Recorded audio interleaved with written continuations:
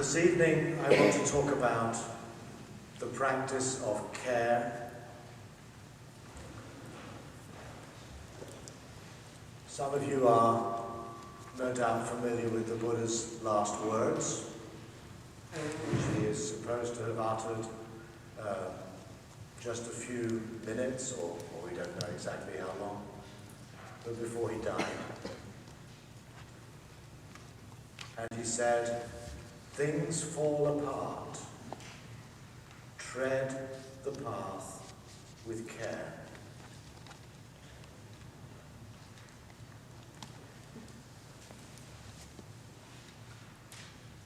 On another occasion, this time in a dialogue with his patron and his friend, King Pasenadi of Kosala, the king comes to Gautama and asks, "Is there one thing that secures both kinds of good? The good pertaining to this world and the good pertaining to what follows after death?" And the Buddha replies, "Yes, there is one such thing. It is care." And then he gives a metaphor. Just as the footprints of all living beings that walk fit inside the footprint of an elephant, so care is the one thing which secures both kinds of good.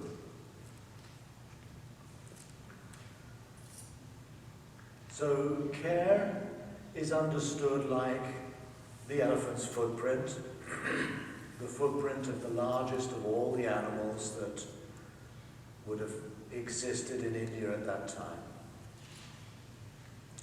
And in this way, it's not so much one amongst any number of other virtues, compassion, wisdom, and so on, but is the virtue that encompasses them all. It's somehow more than just a single state of mind, but it is rather that which holds the totality of our practice. In another discourse, the same metaphor is used, this time by Sariputta, the Buddha's senior disciple, to describe the Four Noble Truths, as the texts call them. But following what we've been exploring today, we might think instead of a fourfold task, or four tasks. And the four tasks are likewise compared to the elephant's footprint. They are the template or the framework within which all other practices exist. So in this way, we might understand care as synonymous, another way of understanding this fourfold task. It's a task that requires a degree of caring and at the same time a quality of being careful. This, in some ways, is a happy accident of the English language. We could be caring and careful, both of which are implied very much in the idea of care. Another text says that all skillful states, quote, "are rooted and converge in care." And care is considered the chief among them. Now, some of you might be wondering what term I'm using care to translate.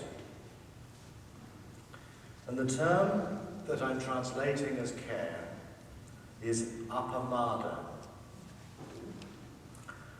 More usually, appamada is translated as diligence, heedfulness, vigilance, and I think I'm somewhat alone in rendering it as care. So let me explain. I was actually inspired in this choice of words by a German translator of the Bodhicharyavatara, of Shantideva's great poem on the Bodhisattva's way of life, who translates appamada as vaksamasorge, wakeful care or wakeful concern.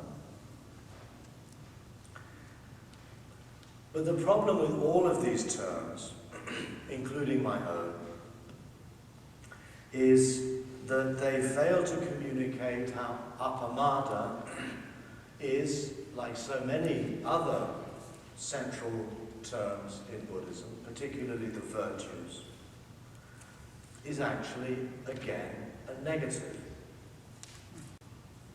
So, appamada literally means not pamada. It's very difficult to find a word in English that is able to literally convey, through a negative prefix, the quality of care. But I think we can learn quite a lot about what the Buddha understands by care by picking apart the etymology of this word. So if a means not, pamada means, now pamada is often translated as something like negligence or indolence, but it's also used as the common term to describe someone who is intoxicated or drunk. So appamada literally means something like undrunk, or unintoxicated, or unstoned, or something like that. So what's going on here?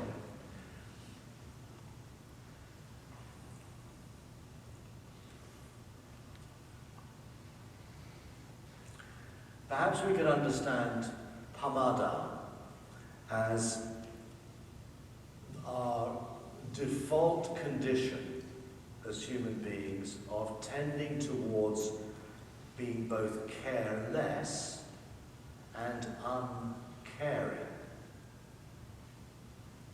That when the mind is just somehow left to its own devices, it tends to wander off, get distracted, lurch from one idea to the next. We see this, I think, quite vividly in meditation. We choose to sit, to focus on our breath, to focus on a koan, and for a while, as we start, we remain focused on that task. But very often, and again, it's usually in a moment in which our mindfulness, our attention lapses, the mind lurches off in a kind of drunken zigzag stagger, going from one object to the next.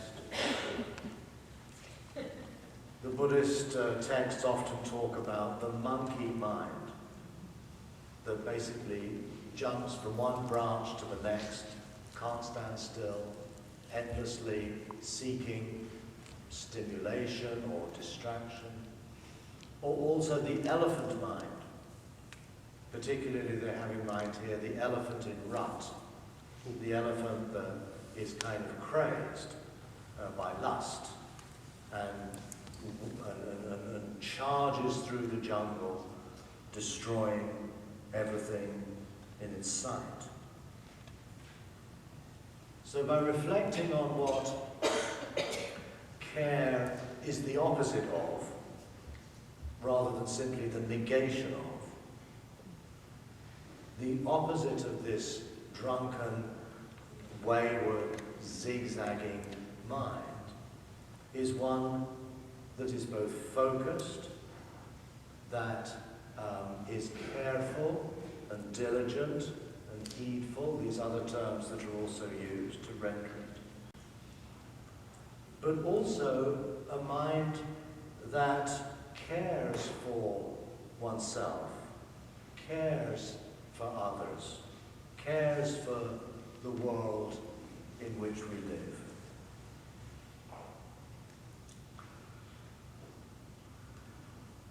Again, the Greeks have a very similar idea. And this is found in the Greek idea of akrasia, which some of you might have come across. We find it in Aristotle and in other Greek thinkers. And akrasia is often translated as mental incontinence.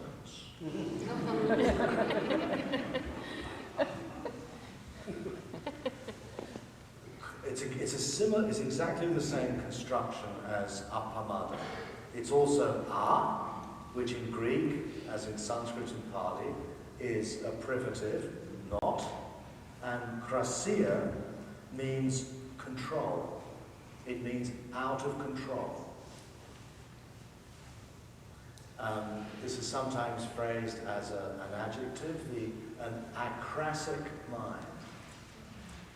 And what it refers to is how, in spite of all our best intentions, all of our commitments and vows to practice the Dharma, to cultivate awareness, despite all of that, no matter how firmly we're focused on realizing those values, we do the opposite. There's something within us that is out of control, that is somehow pamadic, drunken, intoxicated.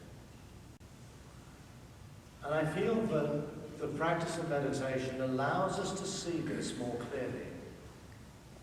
Because when we're in the thrall of this out of controlness, by its very nature, we don't really possess the fullness of consciousness to notice what's going on. We simply go with it. And only in retrospect do we perhaps regret what we have done or said, and then we reaffirm our intention not to do those things ever again. So we start with some discipline, some commitment, but yet again, we find ourselves once more doing the very opposite of what we intended to do. I think this is one of the great disturbing insights that mindfulness can give us. Because we like to think of ourselves in our internal monologue of me, the meditator, me, the person who's got his or her life sorted out, me who's a responsible adult. And yet, when we stop and we look and we try to just still the mind for a few moments, the mind rebels. Sometimes our whole body-mind complex rebels and lurches off on a tangent. And perhaps we can begin to see here how care, apamada, is a way of life, a way of being that is not any longer in that intoxicated state. It comes, it goes, we struggle with it. And I think this is, for many of us, what's at the heart, not just of our meditative or contemplative practice, but also it's at the heart of so much of our moral and ethical struggle. You know, I want to be good. I think Lou Reed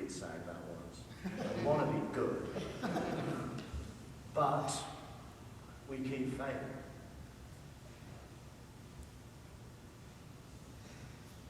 An excellent example of this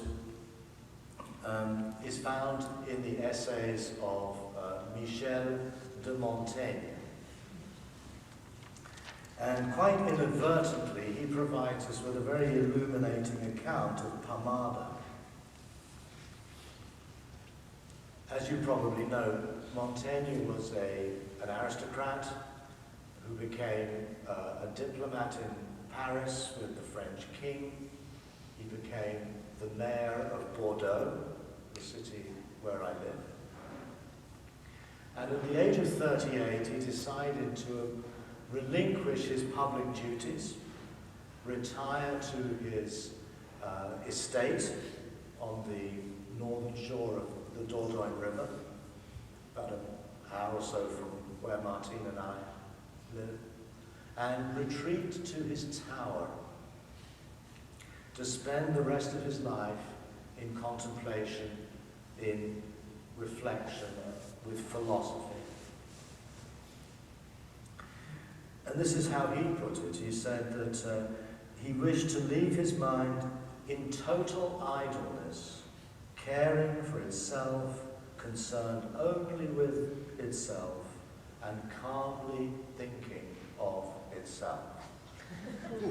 Possibly this is the fantasy many of us save up for our retirement.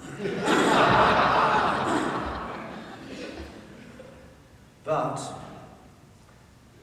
to his surprise, this is not what happened. And these are his words. He said, "My mind bolted off like a runaway horse, taking far more trouble over itself than it ever did over anyone else, completely selfish. It gives birth to so many chimeras and fantastic monstrosities, one after the other, without order or plan." I think that's a wonderful description of Pomada. And again, if we've meditated, we're probably intimately familiar with that experience. And in his essays, he keeps returning to this theme, because he embarks, in fact, in his retirement, on a practice of a skeptical philosophy, deep Greek skepticism that at his time, he lived in the 16th century. The writings of the Greek philosophers were just being recovered and found again by the Renaissance humanists, of which Montaigne was a great example. And he probably became the first modern European to try to not just study these texts, but to practice them. He saw himself as practicing Pyrrhonist skepticism, Epicureanism, Stoicism. He tried to do it, and his essays are essentially his record of his practice. And he wrote these essays over a period of many years. And in one of his last essays, which is called On Repentance, he comes back to a reflection on his subject, what is he's trying to write about. In other words, his wayward self. And he comments, "I am unable to stabilize my subject. It staggers confusedly along with a natural drunkenness." Clearly, he's talking about Pomada, or what the Buddhists would call Pomada. So care is the very opposite of being indolent, distracted, reactive, muddled, fuzzy-minded, and incontinent. And in keeping with the Buddhist tendency to describe virtues in negative terms, it suggests that care arises when the general harmadic condition of human beings has finally become subdued in a way, or tamed is a word the Buddha uses, through ethical commitment, through meditation, and through understanding. And I think if we were to give a kind of phenomenological analysis of care, it would bring us back to what we were speaking of earlier today. That to be caring, to be careful in this broad sense, is to embrace the condition we find ourselves in at a given moment, to let go or to not get caught up in our reactive habits and acts, to witness, to behold those moments in which that reactivity has stopped, the experience of nirvana, from which we then are able to respond to the situation with clarity, with equanimity, with lucidity, and what we might generically call care. So the practice of the 4 tasks is the practice of care, of being caring and being careful.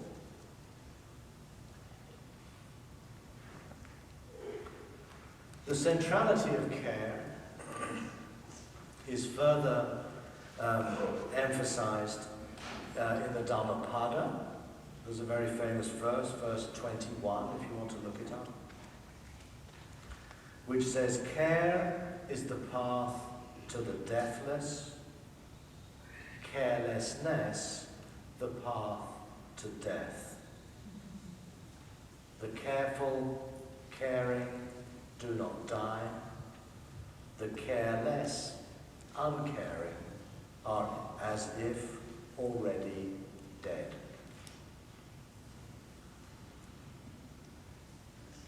So once again, we come to a way of looking at the practice of the Dharma, which is a concern at root to lead a life fully, to lead a flourishing, vital life. And what lies at the root of such vitality, such flourishing, is this cultivation of care, this cultivation of these 4 tasks. And it leads to the path of the deathless. Now, the deathless is a term the Buddha borrowed from the Indian tradition. It's amata in Pali, amrita in Sanskrit, ambrosia in Greek. You might be noticing that the Pali language, the Sanskrit language, the Greek language speak in very similar ways. And I don't think this is accidental. They are, of course, part of the same language group, but I think also the Greek traditions from Socrates and the Hellenistic philosophers are developing around the same time as those teachings of the Buddha in his lifetime. The Buddha was, in fact, an exact contemporary of Socrates, according to recent accepted dating of the Buddha's life. I feel, and again this is speculative, that there wasn't at the Buddha's time a world that was neatly divided between the West and the East, a distinction that we're so familiar with now, Western society, Eastern religion, that we somehow take it for granted. At the Buddha's time, the main political entity or empire was that of Persia, that extended all the way from what is now part of Western Greece, all the way into Pakistan. This was the largest empire that the world had known up until that point. We know, for example, that there were Indian soldiers fighting in the Battle of Thermopylae. Thermopylae is to the northwest of Athens. There were road systems, postal systems, an extraordinarily complex and efficient empire, of which the Buddha would certainly have been aware.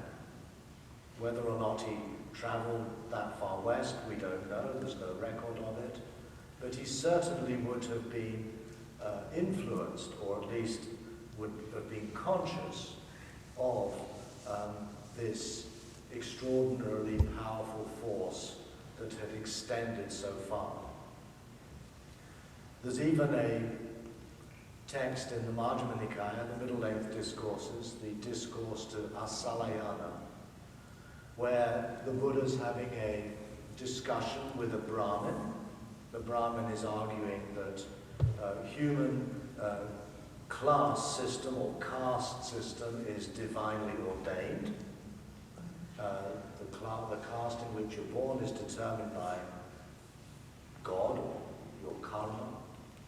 And the Buddha says that can't be so. He says, what about the Greeks, where there are just two castes, masters and slaves? And a master can become a slave, and a slave can become a master. There's nothing divinely ordained about it at all. Now this is curious. That here in an early Pali text, the Buddha makes an explicit reference to Greek society. Now he's not referring to Greek society in Greece, but to the Greek settlers who already were beginning to establish communities on the eastern edge of the Persian Empire. That was a bit of a digression. But I do feel that it points to how we might start to explore the idea that Buddhism is not as alien and as foreign and as oriental as it tends to be presented. We find ideas in early Buddhism, in early Greek thought, that seem to come out of a single world. A world that's no longer, not yet divided into West and East, what we might loosely call the ancient world.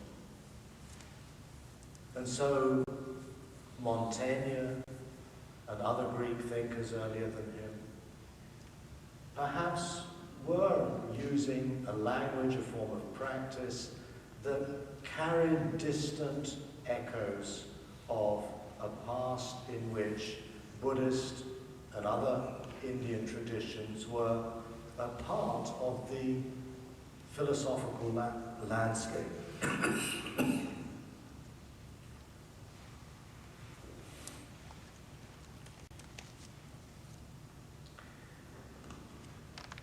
Another dimension of care is that it is not a private or solitary virtue, but it is a social virtue.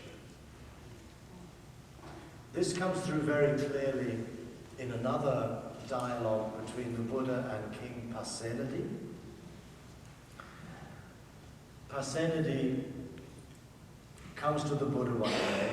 He has just spent time in a solitary meditation retreat, and he reports to the Buddha what he has understood.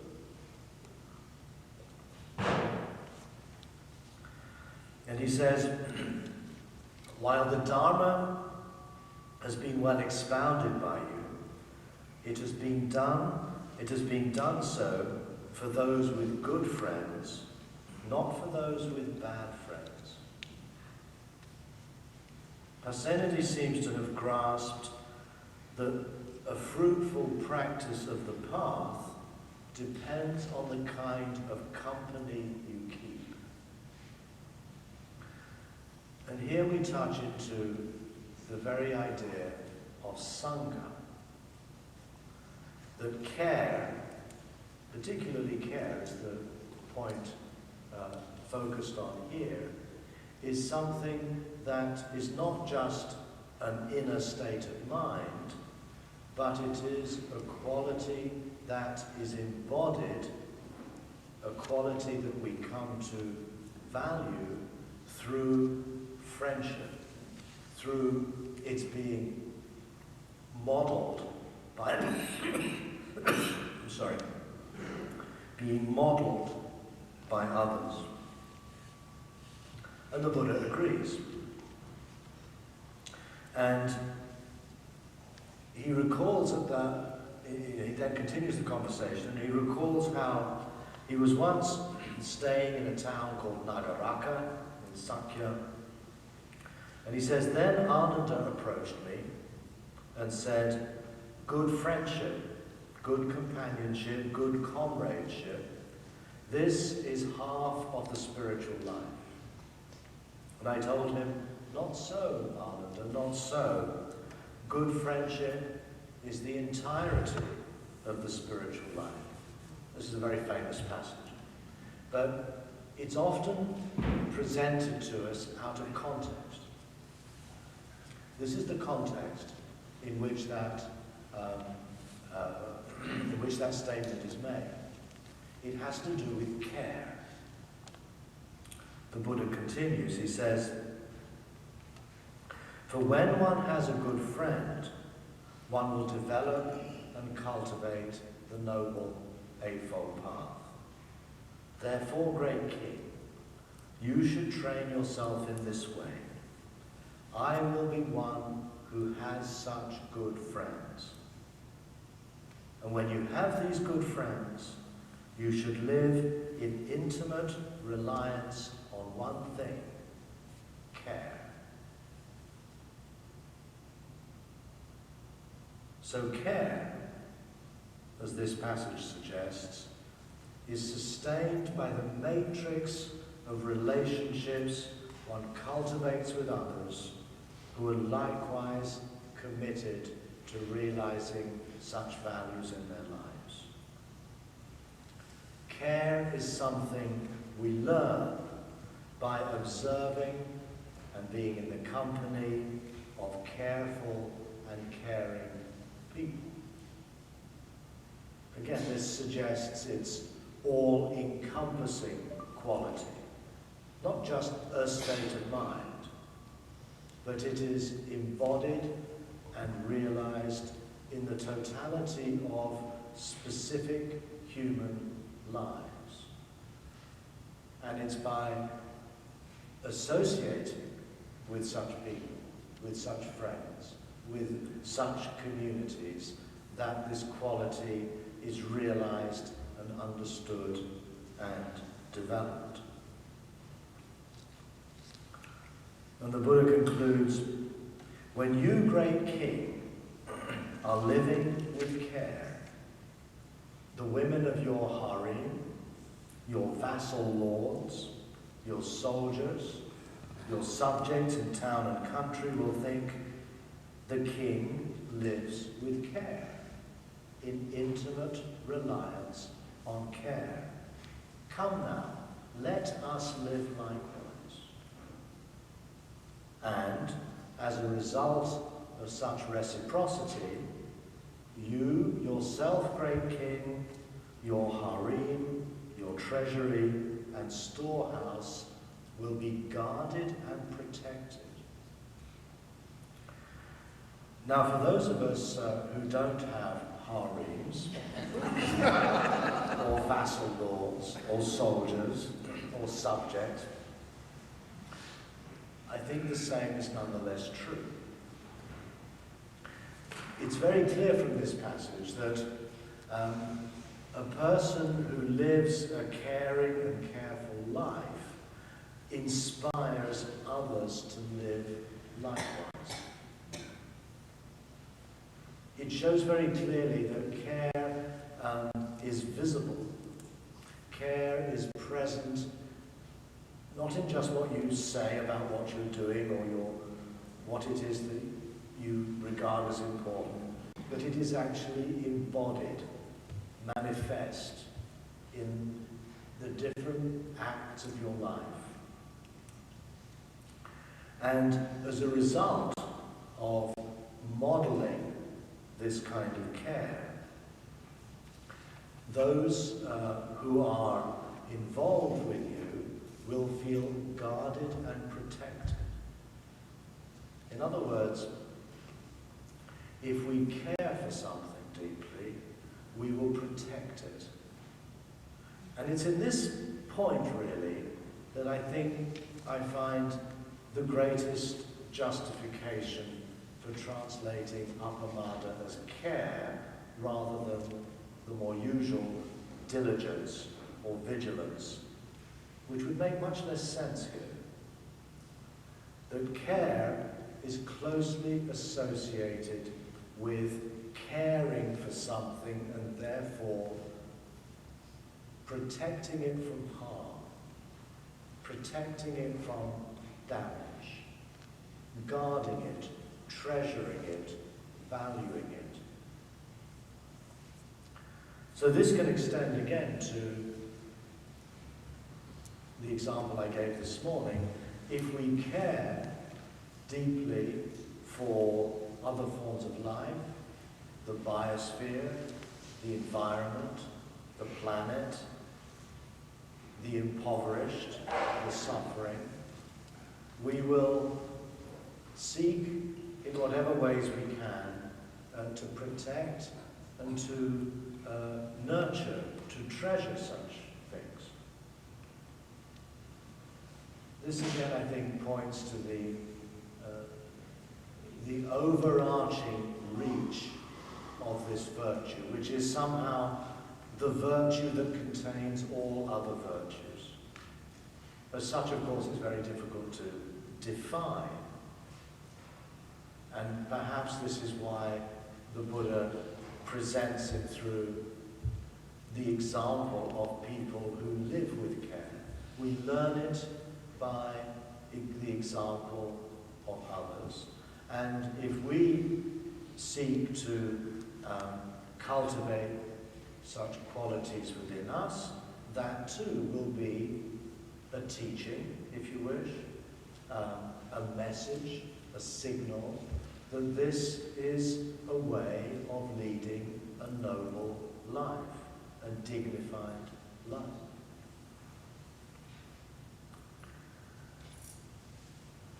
So I'm going to stop here, and I hope those reflections on care and carelessness give us another angle from which to understand how this practice of the 4 tasks is a practice of caring, a practice of carefulness. In other words, another dimension of what it means to live a life that is awake rather than asleep, a life that is grounded rather than fixated on a particular identity or place. And so I'm going to suggest that for the remaining hour we have this evening, that we open everything up to discussion, questions, reflections. I feel that we've covered a lot of material. I hope it hasn't been too much for you to try and absorb.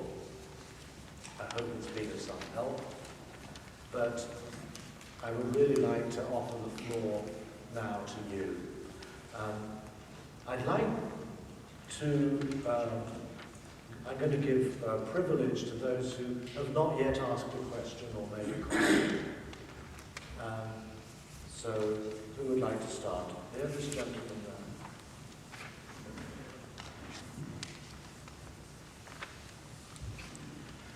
there. My question, are the meanings of care and of love related?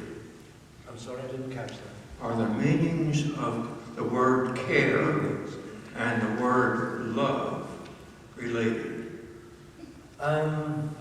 In Buddhist terminology, or just generally? Well, they seem to me to be very much in the same ballpark, as we might say. Particularly when we think of care as a kind of caring for another. I find it difficult to see how we could care for someone and not love them, or love someone and not care for them. So, in that sense, they seem to be very much talking about the same thing.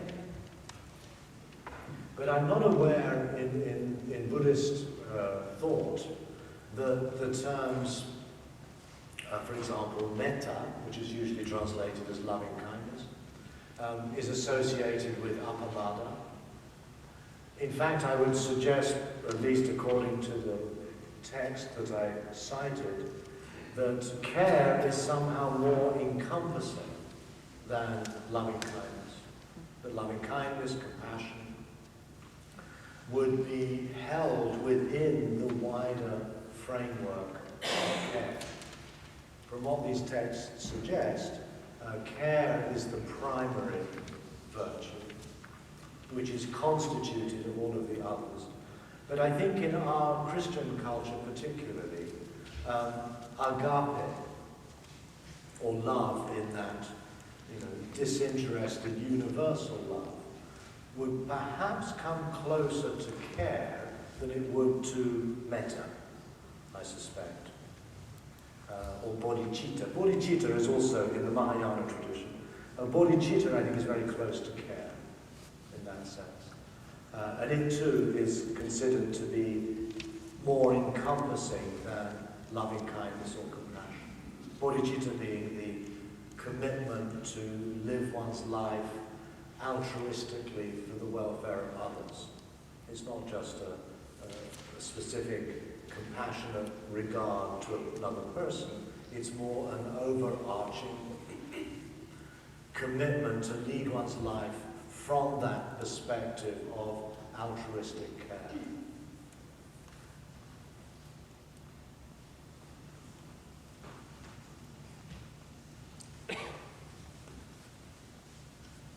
In your concepts of care and carelessness, how do you see secular Buddhism, both in terms of its potential for reform, or however you put that, but also the traps, or the traps that secular Buddhism may fall into? Yeah. Well, when I'm asked this kind of question, which happens more and more, I often get the impression that there's an assumption that there is such a thing as secular Buddhism. And people ask things like, what's the role of ritual in secular Buddhism? As though there is a secular Buddhism that would have the answer for those questions. As with all such labels, I'm slightly uncomfortable about raising them to some sense of being definitive. The secular Buddhists do this, the other Buddhists do that.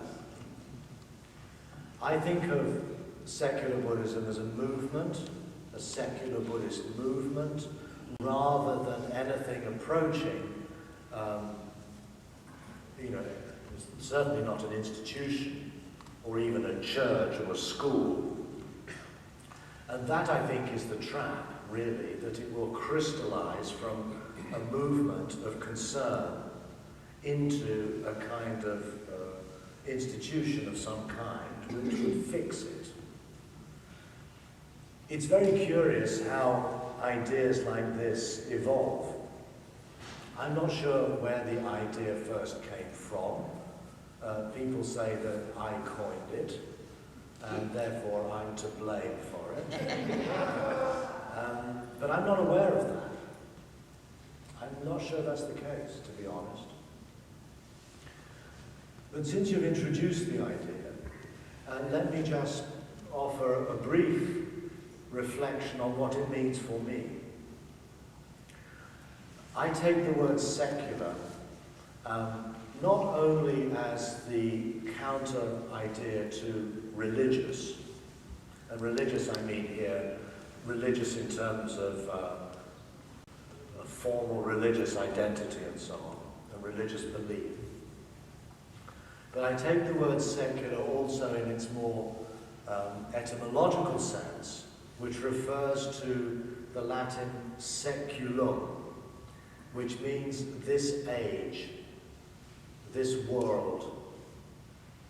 And in the ways that I've written on secular Dharma, which I prefer actually to secular Buddhism, this is a practice of the Dharma that is concerned entirely with this world, rather than with a hypothetical afterlife or theories about what preceded this existence.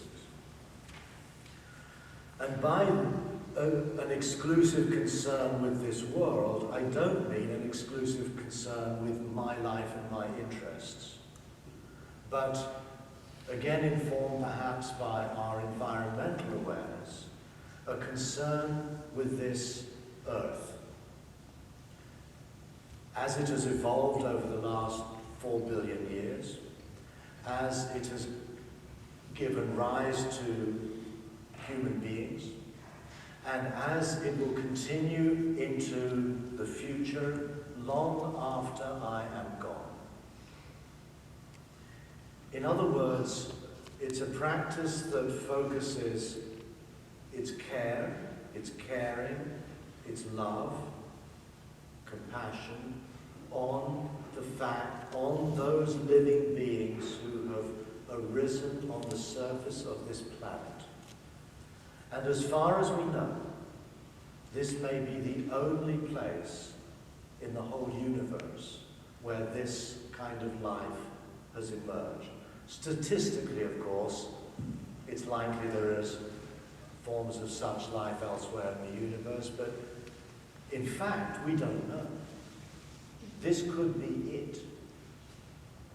But what we're experiencing now could be a one-off. And for anyone who values and cares for this extraordinary, mysterious, complex life, in all of its diversity, in all of its richness, from plants to birds to animals to insects to the clouds in the sky. That, to me, is what a secular Buddhism would be entirely concerned with. What happens to me after I die is frankly of little interest. If I lead a life that is passionately concerned with this world, in which I seek as best I can to leave this world in a better place than it was when I arrived here, both individually, communally, socially, it seems to me that that would be the best possible preparation for a future life, if there is one. I'm agnostic about that. I don't know. I really don't. And if there's not a future life, if death means that Stephen just fizzles out and dissolves into cosmic dust, then that's okay too. I've done my best. So that for me is the primary distinguishing feature of a secular Dharma. One that is entirely concerned with this world. And I find the Buddhist teaching, at least in the terms that I've explained today, offers us a very rich resource of practice to embody and realize that concern and that care. Now, the trap, as you mentioned, is really that this becomes another form of identity, another place to get attached to, another sectarian position to be able to look down on other forms of Buddhism, say, to take a kind of arrogant stance that, you know, traditional Buddhists, they believe in all this weird stuff, but we, the secular Buddhists, we're not so naive. And that can easily happen. And that really is my worry about giving too much importance to these labels.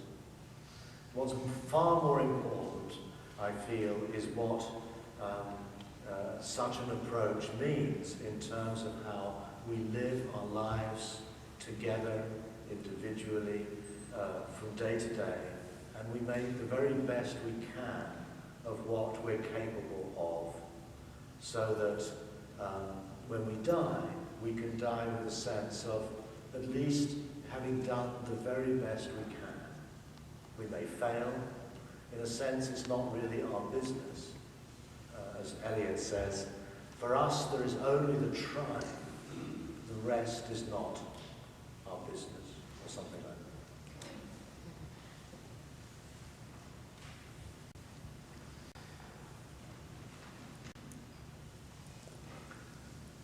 that. Anyone else? Yes, over there. Oh, we have the microphone. Wait for the mic. Oh, she's coming around there, sorry.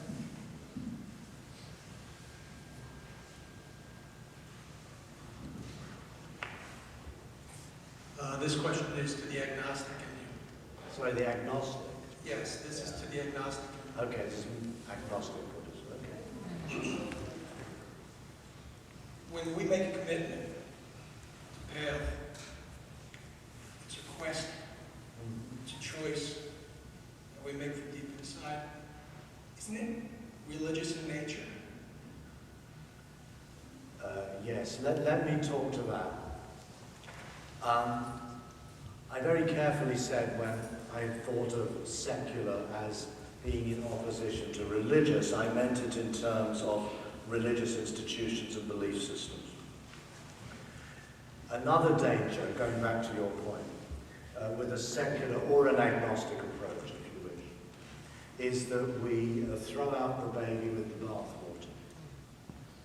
As I mentioned earlier this morning, following someone like Paul Tillich, faith, in his thinking, is a state of being ultimately concerned. So once again, we actually touch on this idea of care. Now, I understand religious in two ways. At one level, I consider myself a religious person, in the sense that I try to lead a life that is driven by my ultimate concerns, what matters most deeply. And for all of my time involved in Buddhist practice, I have been seeking to tap into what moves me most deeply within, what inspires me to act from my depths, what allows me to ask ultimate questions. Questions like we have in Zen. You know, what is this? The great matter of birth and death. A person who seeks to lead a life from this kind of perspective is religious.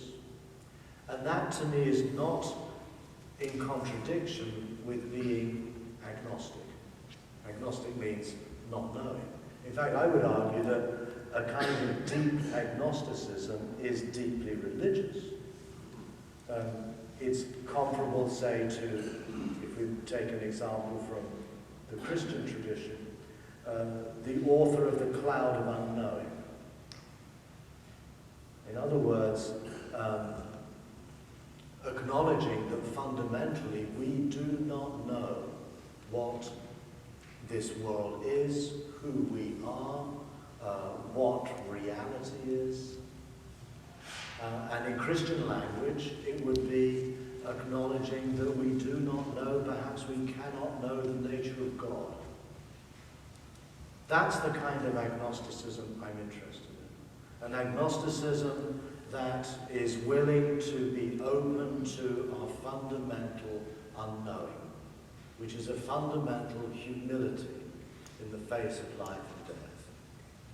And if we think of agnosticism in terms of what happens after death, I feel that an agnostic view is one that refuses to foreclose the mystery of death by saying we will be reborn in some other realm, we will be born in heaven or in hell, or when we die, everything will just be a big blank and it'll just be cosmic dust. All of those views are opinions that we use to deny death.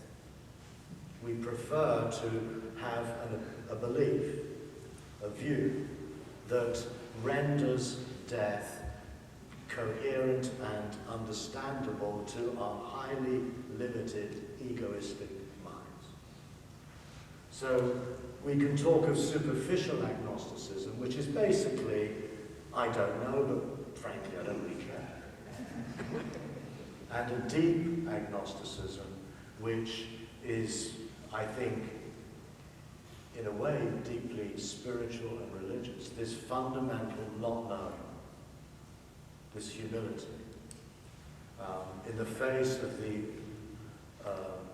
the overwhelming mysterium tremendum that Rudolf Otto speaks of, this tremendous, terrifying and fascinating reality, world of which we are a tiny, tiny, tiny part, and to renounce the arrogance of being able to somehow figure it out and know what it is. It's also very close, I think, to the Buddha's understanding of complete vision or right view, which he describes in one text as a no longer living according to the duality of it is and it is not. Not affirming, not denying, but being open to the fact that reality, the world, life, cannot be adequately captured within the grammar of language. That's agnosticism, as I take it. And it is entirely of a part with a religious sensibility as an ultimate concern, an ultimate questioning.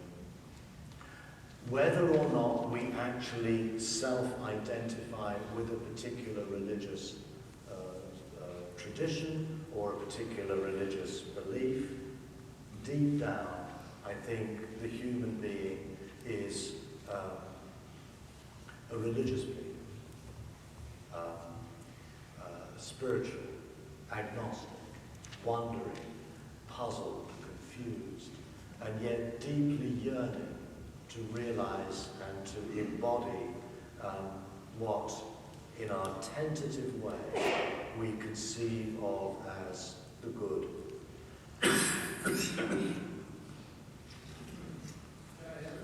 Yeah, sure. Sorry. Emptiness. Emptiness. This place that we aspire to, this open space, without obstruction. I see it more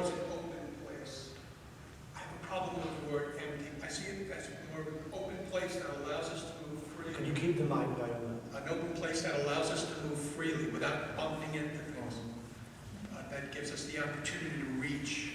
Yeah. Is that a holy place? Again, holy is not a word that springs readily to my lips. But I have a similar problem that you do with the word emptiness. As you're probably aware, and I picked it up slightly in the way you use the term,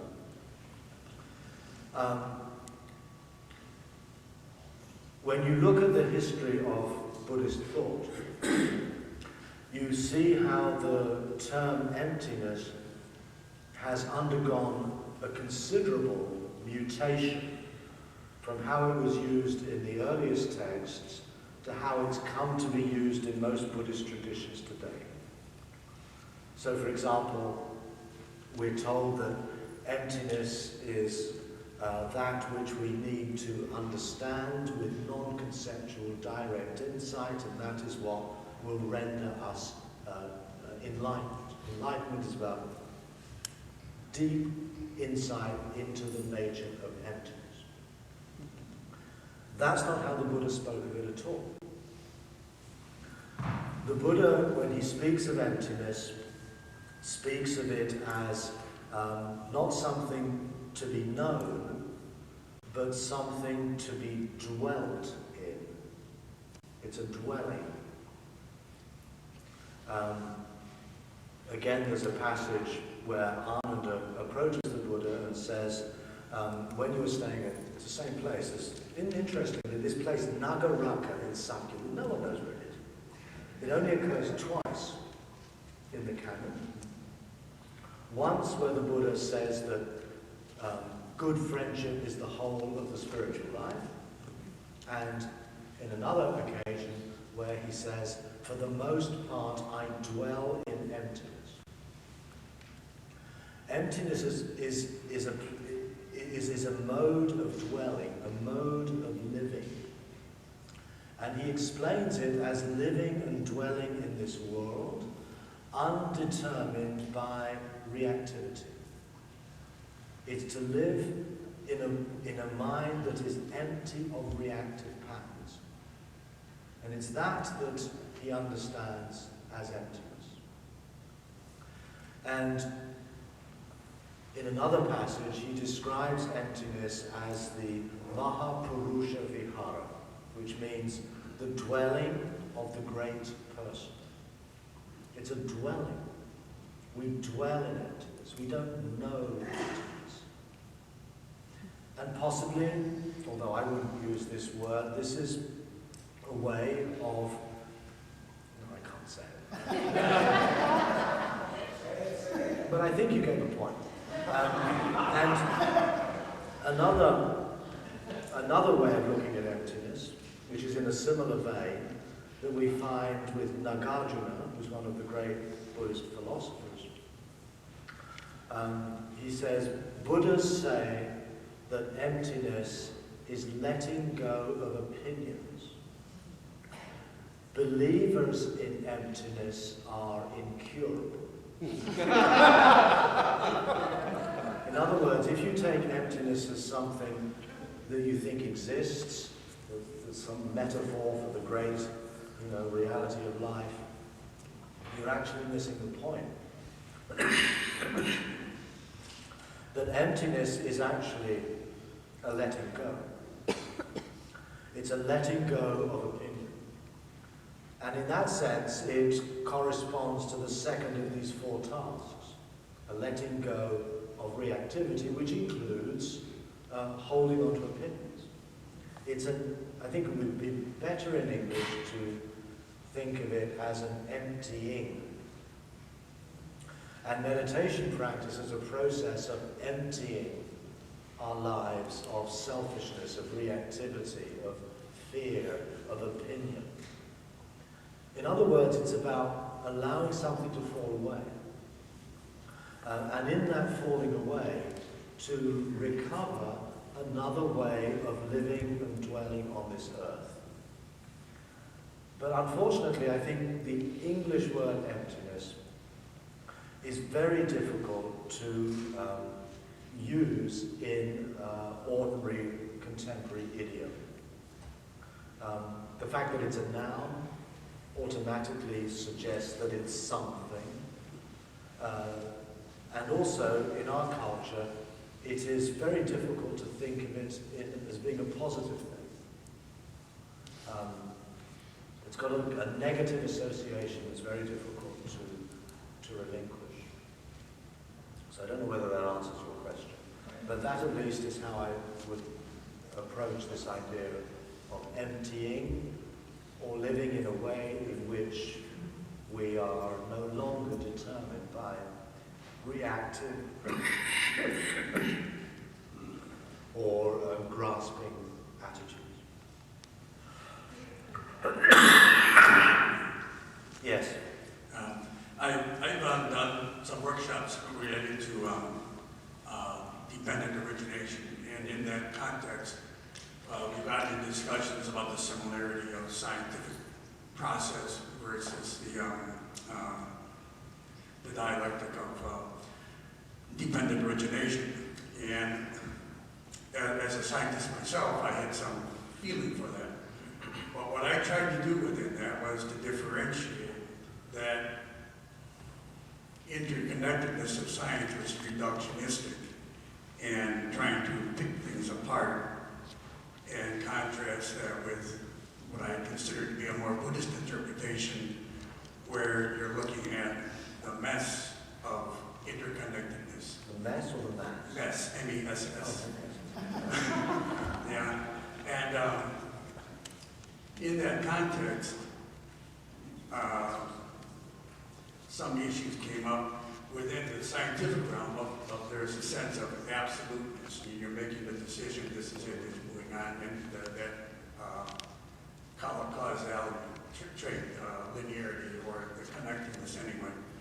That even with that, there are moments, there are spots, there are really pieces which are taken on faith, and you can't prove them, and you can't logically find them through a theorem approach.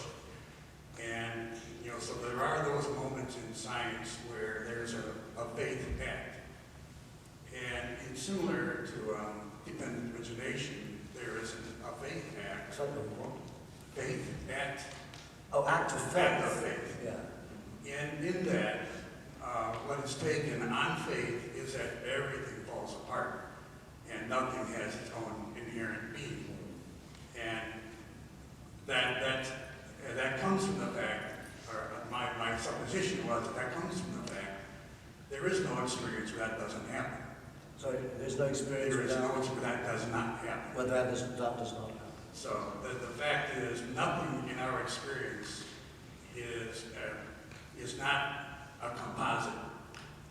And because there is no experience of that, we're making an act of faith that everything is somehow or other composite, and therefore can fall apart and reform, be part of a reform process. So I'd just like to hear your impression. In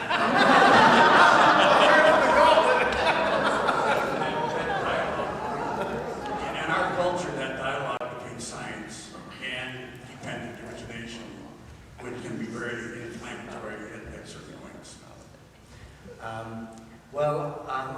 You're probably going to think that I'm avoiding the question. But I don't think that actually there is a dialogue here to be had. I feel that Buddhism, or much of Buddhism that we study and we're taught, tends to somehow assume that it's account of dependent origination, of emptiness. This is a kind of an account of how reality works at some level. It's a metaphysics. It's certainly not scientific in the sense we'd understand the scientific method. And at some levels we can see some rather fascinating resonances and parallels in the terminology used. The fact that Buddhism doesn't posit there being a god, for example, it is somewhat naturalistic in its methodology. But I feel that in many ways, what we're comparing are the later Buddhist systems of metaphysical thought that evolved in the centuries after the Buddha with contemporary Western thinking, science, and so on. I'd like to get back to what seems to have been most distinctive in the Buddha's approach, and that is that it was resolutely not metaphysical. The Buddha was not concerned with what is the nature of reality. He was concerned with suffering and how we can respond to suffering in the most appropriate way. In that sense, as he himself says, his teaching is like a therapy. It's concerned with, as I've been explaining today, embracing suffering, not making a supposition that life is suffering. I personally feel that's a wrong move. To take I think the whole notion of the Noble Truths is basically setting us up for a description of reality. Life is suffering, the origin of suffering is X, etc. Whereas I feel that what was original in the Buddha's teaching was not something, a kind of original description of life, but his offering of a certain prescription to act. So I think of the early Dharma as prescriptive rather than descriptive. I think of it as pragmatic rather than dogmatic. It's not concerned with holding a view of how things are. It's concerned with offering us ways of living, ways of thinking, and ways of acting that might actually make a qualitative difference to our innermost felt experience, that provides another opening to an ethical life. In that sense, if we think of it in terms of Western thought, I feel that Buddhism is much closer in its origins to skepticism. In other words, and skepticism actually also, of course, very much informs the scientific method. We don't know, but we inquire deeply and continuously into what it is that we're seeking to understand. I think the Buddha's approach is fundamentally skeptical.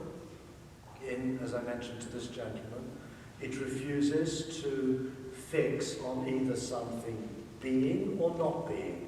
It's a middle way between is and is not. And that middle way keeps always open uncertainty and questioning and inquiry, and is suspicious of any kind of truth claim or faith act, as it were, to arrive at some final proposition as to what the nature of things are. So the dialogue with science I'm somewhat skeptical about. I do find it very interesting, but I'm slightly uncomfortable when Buddhism is presented as a science of the mind, for example. There may be elements that of Buddhist tradition that fit that way of looking at things, but they're not the ones that I find to be the most fruitful or have been the most fruitful in my own practice. So I think of the Dharma as primarily, maybe entirely, a practice, a way of life, an ethics, that is really not concerned with arriving at a definitive account of what is. And whether the world is ultimately mind or ultimately matter or something else, I don't think that would make any difference to the practice one way or another. Yes, here. Speaking of the social, it seems like a lot of our techniques for gaining awakenness, like meditation or walking meditation or yoga, are very focused on becoming awake to the body, the physical or the emotional. We don't really have any kind of systematic technique, though, for becoming awake to our place in the social world. Is it more just generally, is it that kind of informal practice because the only way you can really observe it is you can't be quiet during it usually, it's in the interaction between people. So how do is there any way of practicing that kind of awakenness? Well, if you look at the Satipatthana Sutta, the discourse on the grounding of mindfulness, which is arguably the basic treatise on the practice of mindfulness, it does actually include being aware of this body and the body of others. There is a fairly comprehensive paying of attention to not only one's own experience, but what is present to one through the lives of others as well. It's true, as you say, that this is not emphasized. The practice is primarily about coming to terms with our own immediate experience from a more stable, present, awake perspective. But I feel that this is complemented by other ethical teachings. And possibly the most important one of those is where the Buddha acknowledges that he says, just as I, how's it go?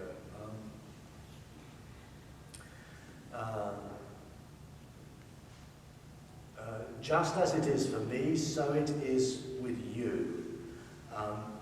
Understanding that you feel as I do, I should not kill or cause to kill. This is very similar, of course, to the Christian principle of do unto others as you would have them do to yourself.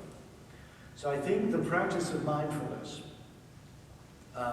allows us to arrive at a more honest and intimate awareness of our own experience that has as a consequence an empathetic recognition that other people feel just like we do.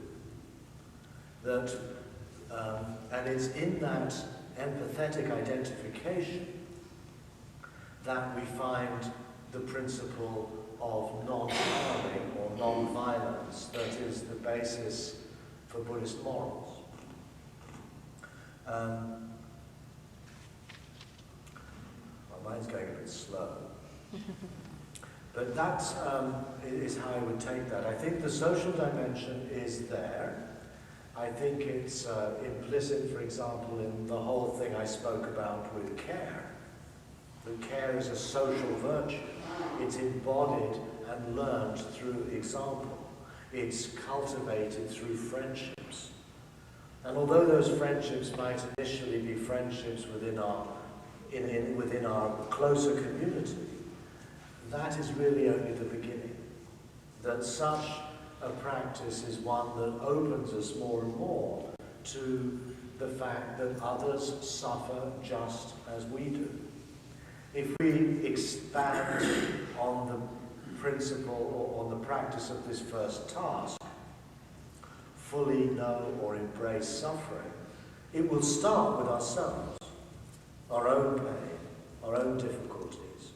But as we become more attuned to that, as our practice extends beyond our own physical embodiment, it quite naturally, I feel, extends empathetically to the suffering of the other, the suffering of, as I mentioned this morning, the planet perhaps. So the social lies somewhere between the personal and, let's say, the environmental.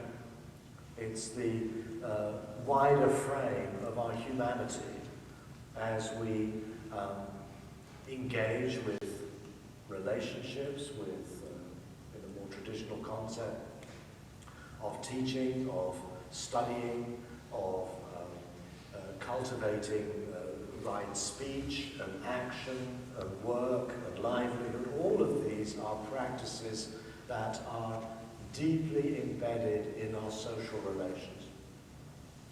So although we don't find in early Buddhism concepts like social engagement, I think they are utterly implicit. And I think in some ways the whole idea of engaged Buddhism, which has become so popular in the last years, is in some ways a symptom of failure. It implies that Buddhism perhaps has become disengaged and needs to be somehow corrected by a conscious commitment to engagement in social, political, and other activities. But that, I think, is a result of Buddhism having evolved into a largely monastic religion, a religion that has become very much concerned with enlightenment and liberation, and has become in some ways rather self-regarding. And I think that is a fair criticism of certain Buddhist practices and certain Buddhist approaches. But when we go back to the idea, for example, of the Eightfold Path, we find that it is inescapably social. As I said this morning, it starts with something within us, the way we see the world, think about it, choose to act, speak, work. It moves ineluctably into the social domain. Yet when you look in the suttas, you find an awful lot about concentration, mindfulness. You find very little about the practice of right speech, the practice of right livelihood. All you get is a list of things you shouldn't do. You shouldn't trade in slaves, for example. But it's not very helpful, really. So in some ways, I think by recovering this more extended notion of practice as equally involved in seeing, thinking, speaking, working, etc., we recover the implicit social dimension of Buddhist practice that in some ways has been lost, I feel. And that, I think, is one of the challenges for our time. It's also, I think, something that a secular approach to Buddhism might be more predisposed to articulate, to the point where we can maybe go beyond the need to differentiate an engaged Buddhism. I think the Dharma, in its very core, is engaged. And that, I think, to me, is quite clear from at least the way I understand the fourfold task, the practice of concern and care. You cannot understand these things independently of a social existence. The gentleman there.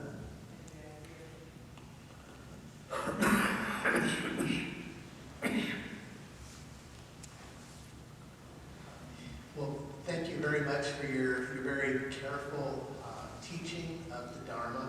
My question is about teaching, especially for those of us who like to teach children.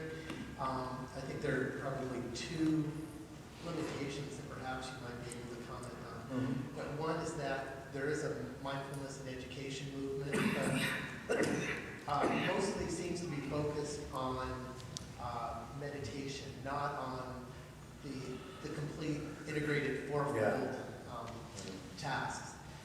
That's the first thing, so I'm wondering if you had any thoughts on that. The second one is that there's still some resistance because it's Buddhism, mindfulness practice is viewed as a religious activity by many.